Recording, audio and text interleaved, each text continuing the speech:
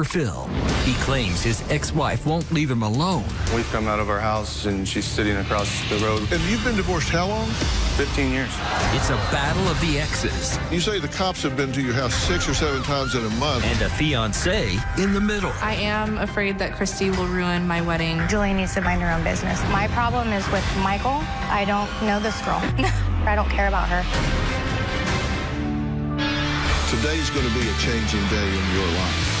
You've never had anybody working harder to bring you to the threshold of change than right now.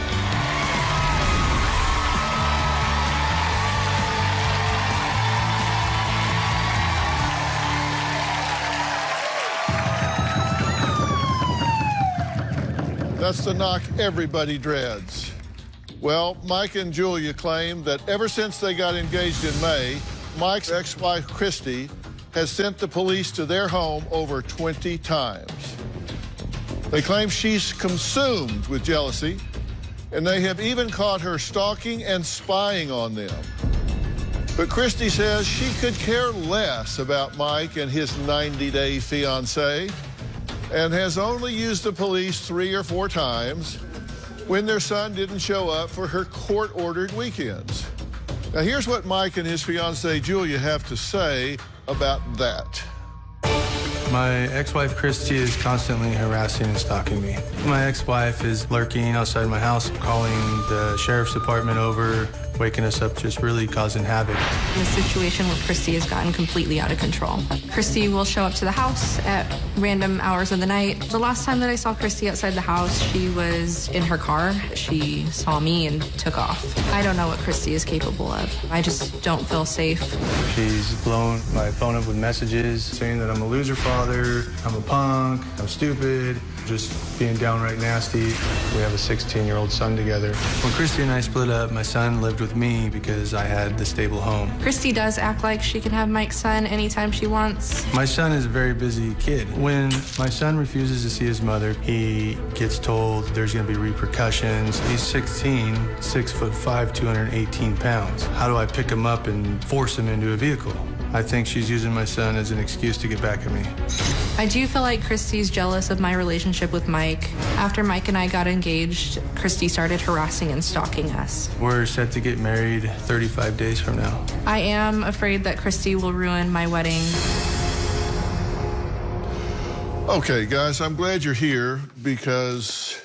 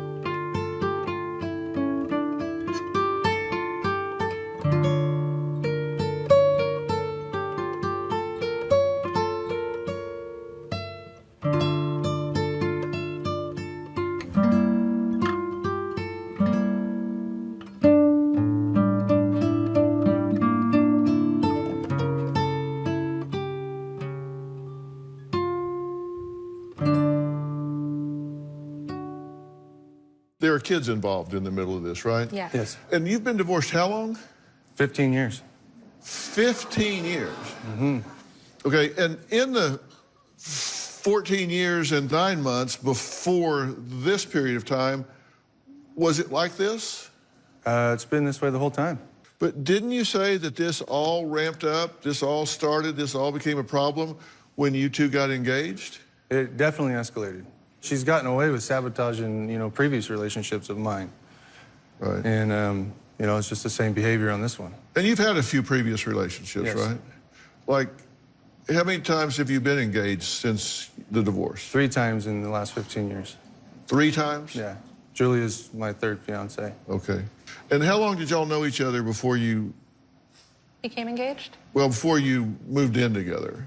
Oh, God. I moved in like the first week. A week. Yeah.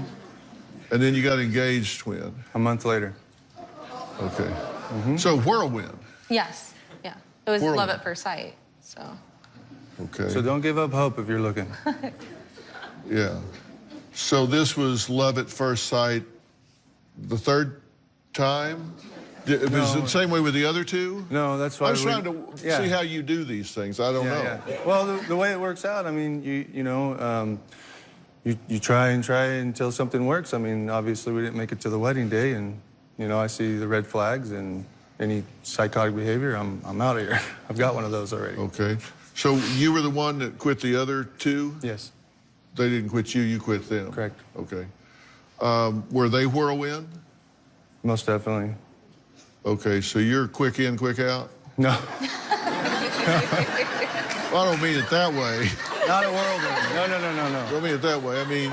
I thought you meant as far as their behavior. Yeah, I did. But no, the last relationship I was in, I proposed to her a year after we were Okay, all right. dating. So sometimes you let it unfold and see how things go.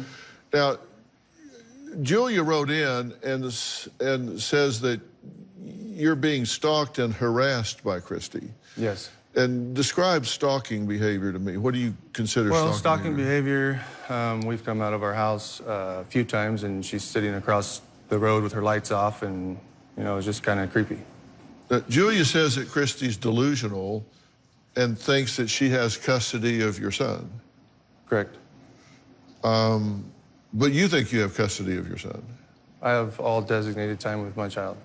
Yeah, well, you said in your tape piece that you have full custody of your son. I'm going for full custody. They did give me all designated time with him. So it's kind of under his choice. Well, that's actually not right. That's not what it says, but we'll get into that in a minute. And you say the cops have been to your house 6 or 7 times? Yes. Okay, and what do they do when they show up? What do they want? It's usually in the middle of the night, wakes us up, and, we have jobs and real lives, and they come there with a story that's Christy's given them. Like this last time, they wanted to take him out of our home at midnight. He's 16, he's 6'5", 218 pounds. I guess go pick him up off the couch. Have the police mentioned to all of y'all that this is not a good use of police resources? Yes, and I agree with them. Seriously, that using police to parent a child, somebody could be getting robbed across town or whatever, and they're over here trying to parent your children. Christy's called the sheriff's to my son's school last week, and because he wouldn't call her back. So they show up to his school, pulls him out of football, and says, "Why aren't you calling your mom back?" And what was his reaction to that? He said he's super embarrassed, and that's why he ain't calling back.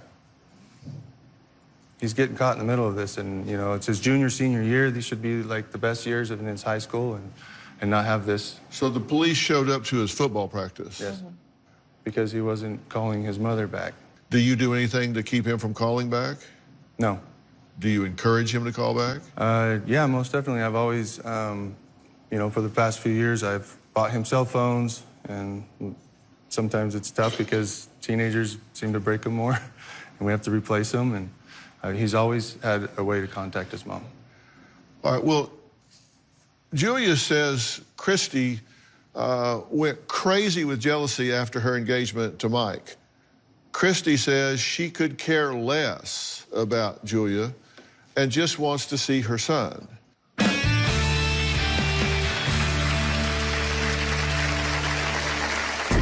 I do believe that Mike's fiance, Julia, is behind a lot of these claims of harassing and stalking. I'm just trying to see my son. I have been to Mike's house with police officers. I felt like I very much had no choice. Tomorrow. Alexis and her boyfriend have this Bonnie and Clyde thing going on. You had a death pact, so if you got arrested, he's going to shoot you and then himself? We were going to, line our heads up and do it at the same time. They're facing felony charges. The cops were chasing us. He bailed and took off running and left you there. He's protected me for so long. He takes a gun into a store, allegedly. This is the guy that's protecting you? That's tomorrow. Then, on Thursday, one of Larry Nassar's youngest victims speaks out. Larry groomed me my entire life. This doctor was abusing my daughter. He would violate you with you in the room. That's Thursday. Christy is crazy. After Mike and I became engaged, Christy started calling Mike and telling him that he must be on drugs for wanting to marry someone. After only a month of knowing them, she spread rumors about me, saying that I'm pregnant, that I was drinking while I was pregnant, just dragging my name through the mud. I think all of this is her wanting to punish Mike. Well, Mike and his new fiancée, Julia, claim his ex, Christy, 15-year ex, Christy, is jealous of their relationship and uses the police to harass them nonstop. 20 times in the last 4 months, 6 or 7 times in a month. She says that's not true. Christy says she's not harassing Mike. She just wants to see her son. Take a look. Me and my ex-husband's relationship started to go downhill when he got this new girlfriend, fiance, Julia. They barely know each other. This girl's been on the scene maybe 90 days. Since she's been around, he's been just 100% hateful. Mike is always sending me nasty text messages. In the text messages, he's calling me evil and toxic. I just get this gut feeling because me and Mike have had a good relationship, but the wording of the messages leads me to believe that Julia is texting from Mike's phone. I think Julia needs to butt out and mind her own business.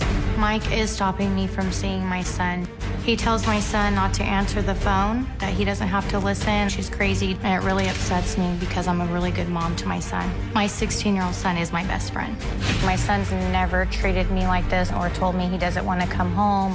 I admit I have been to Mike's house a couple of times with police officers, but I had to reinforce my court order. I felt like I very much had no choice. I'm his mother and I'm not going anywhere. Okay, Christy, thank you for being here. Thank you. You've been listening to everything so I have. far. So let me give you an opportunity to respond to anything you've heard so far. This couldn't be any further from the truth. I don't know who this girl is. I've met her one time and I've properly introduced myself to her. Mike sent her to my house without even introducing us to pick up my child. I told her, I was very polite. I said, half of what you heard is true, half is not. Stay out of my way, I'll stay out of yours. I don't know this girl. I don't have her phone number. I don't talk about her. I don't care about her. My problem is with Michael and the co-parenting that we need to figure out. Yes, I have sent the police to my son's school. He has a broken collarbone and that no one has been getting back to me, and I have every right to know what's going on with my son with a broken collarbone. Let me ask you guys a couple of questions in general, okay? Yes. Do you think you have an agenda of unfinished emotional business running here in competition with what is in the child's best interest? No, there's no emotions unresolved. You have no agenda here other than what can I do that's in my child's best interest? Exactly. That's my agenda. I absolutely have no agenda. I only care about my kids. Okay. Does it seem reasonable to you to send the police to pull him out of football practice? Definitely. That seems reasonable to you? Yes. I had tried to contact Dad. Do you know where they practice? Oh, yeah. I sent the officers because And he's 6'5". Yes. He does not blend in. No. I mean, if you wanted to know if he was okay, you could drive by there and see if he's out there. But because of what is being said, this constant, I'm in the town that they live in, this is why I don't go down there. And because I told my son, I had texted him that day, and I had also been calling, and I said, listen, I do not want to come down to your school and embarrass you and pull you out of class so I can physically see you. If you do not answer these text messages or call me back, I will be sending an officer to do a safety check, because at this point, I'm very concerned about your collarbone and what the police officers had to tell me the last time I was at Mike's house. Definitely. Okay. So you threatened him with embarrassing him if he didn't do what you wanted him to do. I told him that I would send an officer. No, I was being upfront. I'm a very upfront person. I told him this is what's going to happen if you don't reach back out. Like the court order states, I'm to have contact with my son at least one time a day. Definitely. That's not what it says. It is what it says. No, actually it isn't. You have a current custody agreement. Yes. That's not what it says. The one that before we had went to court this last time, it did say that, and that's what I was referring to with Mike and to Mike. Well, you have one in place now. Now, again, that yes. does not say that, correct? I'm pretty sure it does say that in the new one. No, actually it doesn't. It says that you're to have contact at the discretion of you and your son. That's and then different. it goes on later to say that it's at his discretion. Yeah. And then it goes on to say that if you make a phone call, that it's endemic upon the parent with whom the child is at the time to have that phone call returned within 24 hours. Yep. Okay, so that's a breach on his part if it isn't done, not on your son's part. Yes. But you think it's reasonable to, because you're acknowledging, I know this is going to embarrass you, but I'm going to do it anyway. At this point, I'm just done dealing with it. My hands are up in the air, and if I have to involve CPS or law enforcement, then I'm going to do that, because I feel at this point I've been left with no other options. Mike says that Christie's reopened a $139,000 back child support case against him purely out of spite. Christy claims she had no choice. Well, is this a deadbeat dad? Well, let's find out after the break.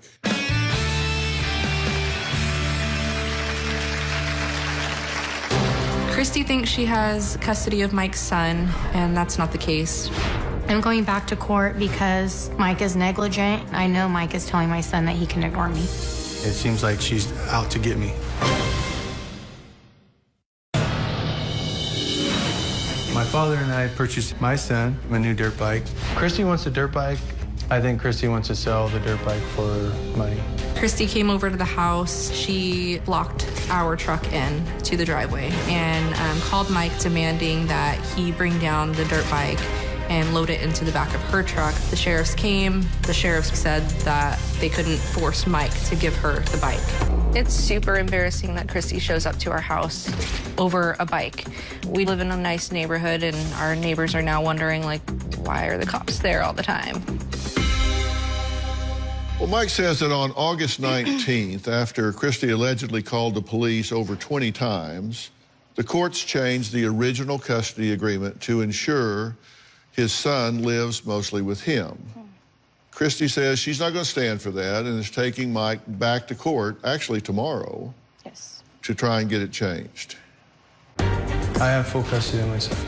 Christy thinks she has custody of Mike's son, and that's not the case. Mike has custody of his own son. I know Mike is telling my son that he can ignore me. Christy's constantly serving me with court papers. Our new court custody agreement between me and my ex-husband is during the week is with Dad, and I get every other weekend. And it's up to me and my son's discretion for him to come home during the week. I'm going back to court because Mike is negligent. He does not enforce the order. She's putting a huge financial burden on my home. She's come after me on an old child support case. She's claiming I owe her $139,000. I don't feel like I owe Christy any child support. Financially, he's lived with me 100% of the time. Now he's playing the part that I moved, and I'm not a good mom. Christy is controlling. I feel like it's a huge thing of not having the say-so in everything that's happening in her son's life. It seems like she's out to get me 24/7. Actually, you do owe her $139,000, right? Yeah. And until you have it modified by the court, which can be done retroactively, because that was set assuming that the child was going to live with her, but in fact, the child lived with you.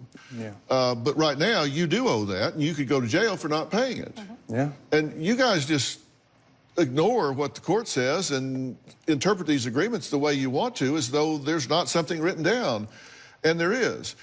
What I am a little flabbergasted at is that both of you have so little insight that you say, no, we don't have any agenda competing with the best interest of our son. This is a text message you sent April 23rd of 19. Mike, you say, you're trash and I'm done with this. You are not owed a dime. I've been there way more in his school, in his coaching and practice. You cheap ass bitch. Talk to you later. I'm not playing. You're an evil person. Yep. Christy, don't text me again. Opening rears now. Have a good day. Mike, nope, sorry. Get away from us. You are evil and toxic. Our son knows you wanted to abort him. I said no.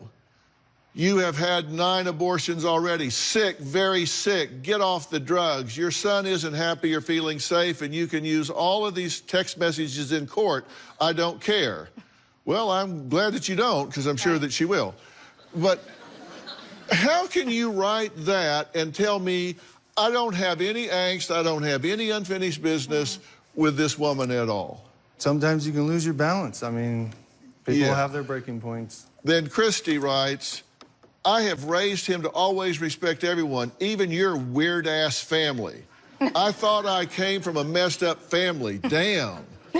This is like the 9th fiance must be pregnant, LMAO. Mike, I will make sure I get everything back in child support that you should have paid, loser. I'm sure your old lady gets child support that you and your kids are living off of. You will be sorry when it's all said and done, and don't come crying to me. Come on, guys. Because you have to understand, when the court appoints a forensic psychologist, their charge is not to determine who is the best parent. Their charge is to determine if either parent is suitable. After being fired from her job, Christy filed a restraining order against Mike's parents that also barred her son from seeing his grandparents. Why is all of that involved? I'll tell you after the break.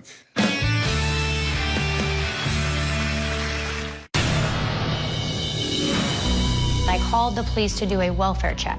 When I didn't hear from my son for a week, I sent my son 19 text messages and phone calls. She sent the sheriffs to Mike's son's football practice, embarrassing him in front of all his friends. My son said, Dad, the sheriffs are at my school because I didn't call my mother back. The sheriff called me and told me my son was okay and that Mike and I needed to figure it out because at this point, we're both losing. I said you are both cavalier about the custody agreement and court orders here, and you're going to court tomorrow, right? We are. I'm not a lawyer, but I am trained as a forensic psychologist. You two don't want to get anywhere near that courthouse. Neither one of you do, because let me tell you, when you invite the government into your family, that's a wild card. Yes. I think you're better off to try to find some common ground peacefully to work this out, because one or both of you could get really shocked here. And like, you misinterpret these agreements. In December of '05, you had your original agreement, okay? And in your original agreement, it said there's going to be joint legal and joint physical custody. It says the mother shall have all non-designated time with the child except as outlined below. And then it says that you're going to alternate weekends, right? You're going to have every other weekend, and you're going to have every other weekend. But then those are the designated times, and all the time other than that's going to be with you. In the current agreement, that flip-flopped. Yes. It now says the father is going to have all non-designated time with the child, and additional contact between the minor and the mother shall, and we'll talk about that in a minute, and it says that you're going to alternate weekends. Now, even though this is what it said, you actually had the child during this time, even though that's not what it said. Yes. No. Then it goes on, and so it says, neither party shall alienate, neither party shall discuss court proceedings, refrain from using illegal substances or having the child in the presence of, and telephone contact at reasonable times and return within the same day. Here it says neither party will alienate, neither party will discuss, refrain from using illegal substances, and return phone calls within the same day. Yes. Now, you said, I have full custody of my son. That's what you said. Yes. That's not true. You have joint legal and physical custody as defined by the order. And you said that you, during those other times other than the weekend, is at your discretion. Me and my son. Yes. Well, it does say that, but then it goes on in the agreement to say it's at his discretion.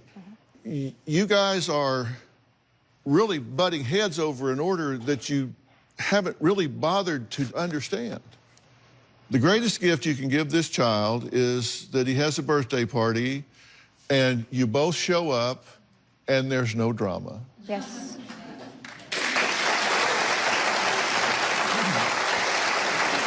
That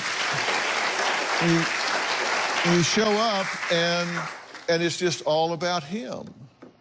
Now, Christy believes that Mike is a drug addict. Mike says Christy is a pothead. Christy wants her son to live with her because his grades are slipping under his father's care. Mike says his grades have suffered due to the drama caused by Christy. And I say that all of this is being brought about by baggage. Yes. Unresolved differences between the two, and baggage the two of them brought into the relationship to begin with. We're going to talk about that after the break and try to get to some solutions. We'll be right back.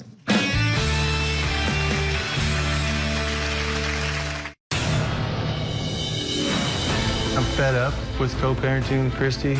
Christy has a problem with marijuana. Marijuana use affects Christy's parenting. I know that my ex-husband has a problem with cocaine. Christy sits around all day, smokes weed, grows marijuana plants in her backyard.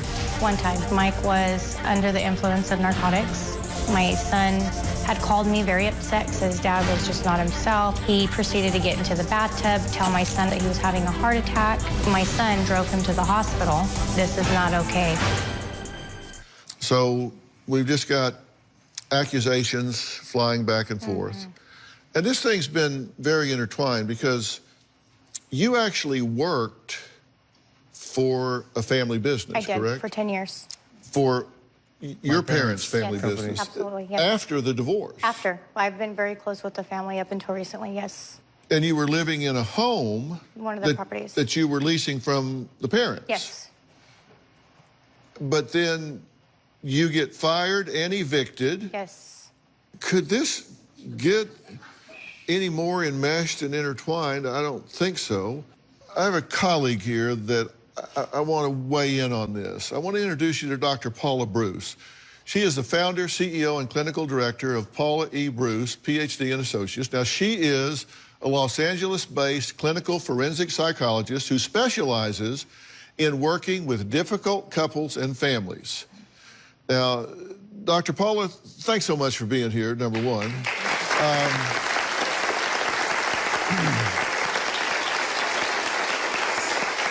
Clearly, this is a very busy situation, but they say no agenda other than best interest of the child. I say that is absolutely absurd. You've studied this situation. What do you see?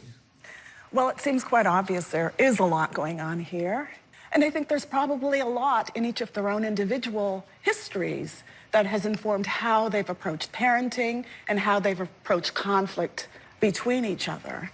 There's lots of worries about abandonment in this family, and I think those are things that that they need to understand, understanding what has motivated the decisions that each of them has made. And we don't have to go into a lot of detail here, but you didn't feel safe in your family of origin.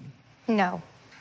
And his family, who you had a great affection for, really became your family. Yes, absolutely. That's where you felt safe. That's where you felt structure. Yes.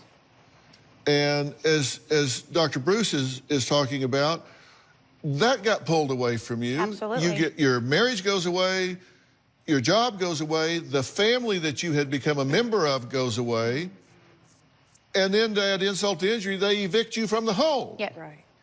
And so everything that you experienced initially in your family gets put All on over repeat. again. Yeah.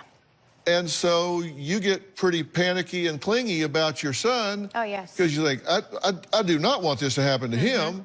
That's what I feel like, absolutely. If you can understand that, that will help you to be able to figure out what you need to calm down. Yes. So that you don't act from this place of emergency, because it's having an effect on your child, and it's having an effect on you being able to resolve this issue between you and your ex-husband. You've sent text messages to your son. Yes.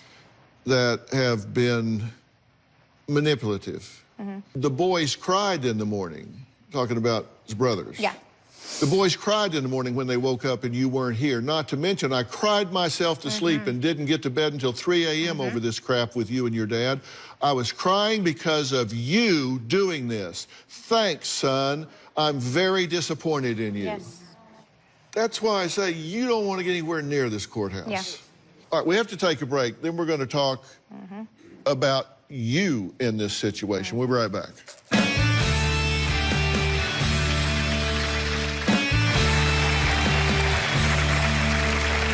My guests today say they just can't stand each other and can no longer effectively co-parent their 16-year-old son. I've been talking with Dr. Paula Bruce, and we're discussing what each parent brings to the relationship today, what they brought to their original relationship. You're pretty impulsive. Yeah. Would you agree with that? Yeah. What do you see here? Yes, I agree. It seems, Mike, that you form relationships really quickly. I mean, you've talked about multiple broken engagements in the last several years. And there's this dynamic here which suggests that it works well for you when you feel like things are going well between you and others. There's this need to be really liked. But the moment that they discover any disappointment in you, I think it's really, really hard for you to sustain that contact. And then you break off the relationship and things turn. If I were advising you, and I am, I would not go into that courtroom tomorrow because you are both vulnerable. And I don't like inviting the government into a family if it can be resolved otherwise.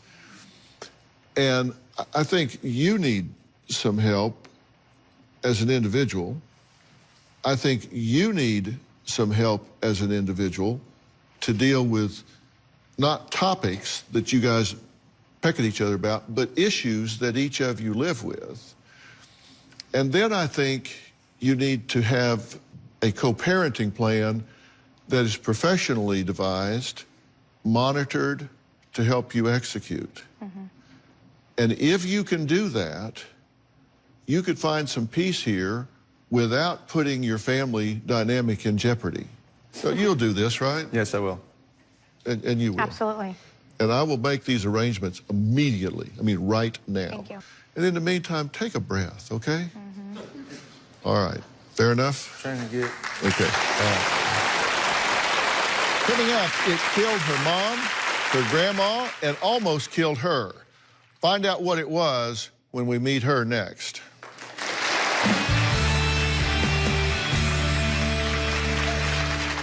My next guest, Dale, lost her mother and grandmother within months of each other to an illness many people have never even heard of, including me. And then she ended up in the hospital with the very same infection. Here's Dale's story. This is my mom and my grandma. In 2005, my grandmother contracted C. difficile, or C. diff. This disease is a highly contagious bacterial infection. When my grandmother was released from the hospital, my mother moved into her house to care for her. The C. diff did return, and my grandmother was taken back to the hospital. While my grandmother was fighting for her life, my mother was experiencing flu-like symptoms. I took my mother to the hospital, and she was diagnosed with C. difficile.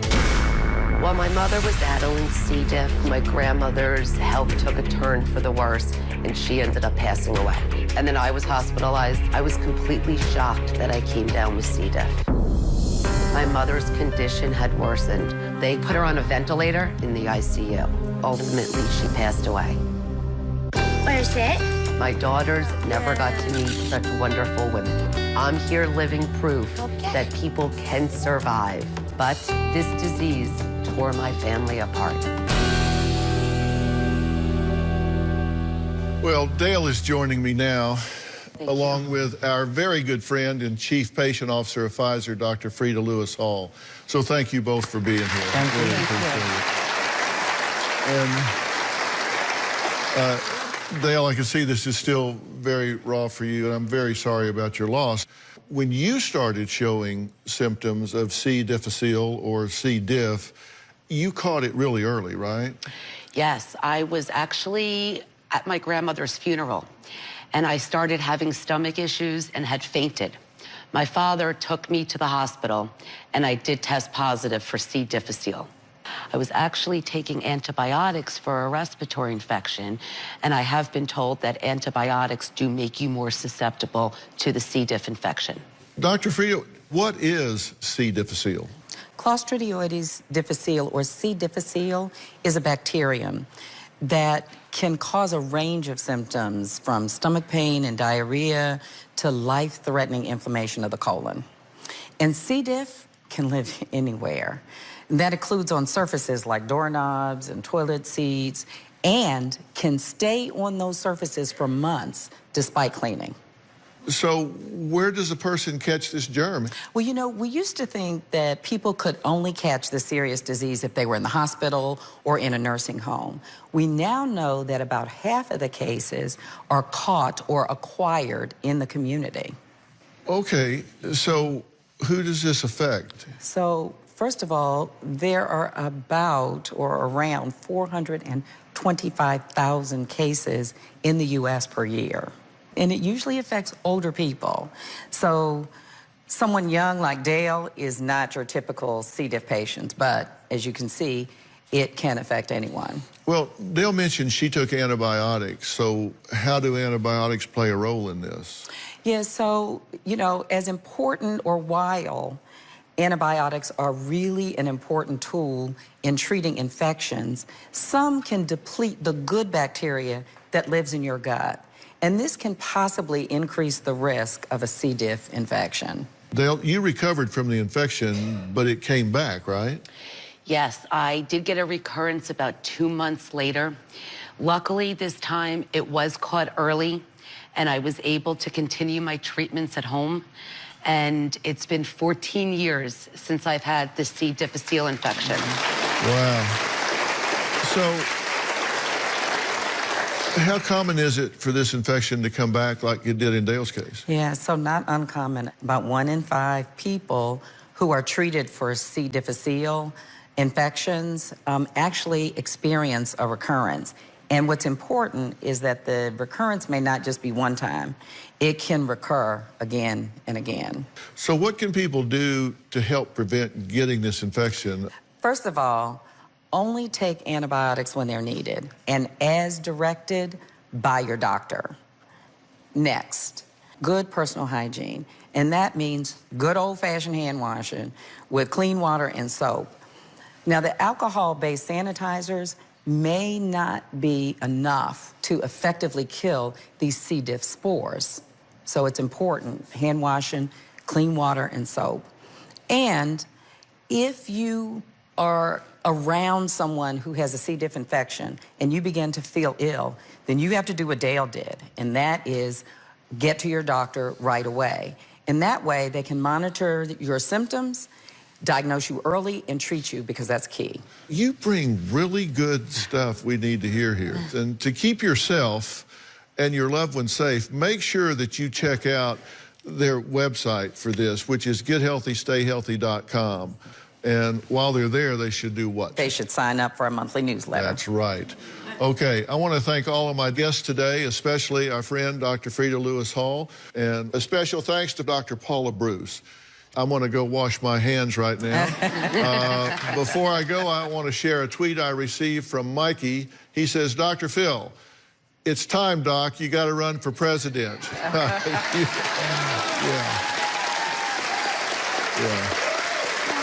He says, you are the almighty mediator. Only you can bring the left and right together. The fate of this country is in your hands. Yeah, well... like I said, I would love to save the country, but I have to go wash my hands. So somebody else is going to have to do it. But thank you for your faith. I really enjoy hearing from you on Twitter, Facebook, and Instagram, so keep your posts and comments coming. I read them all. We'll see you next time.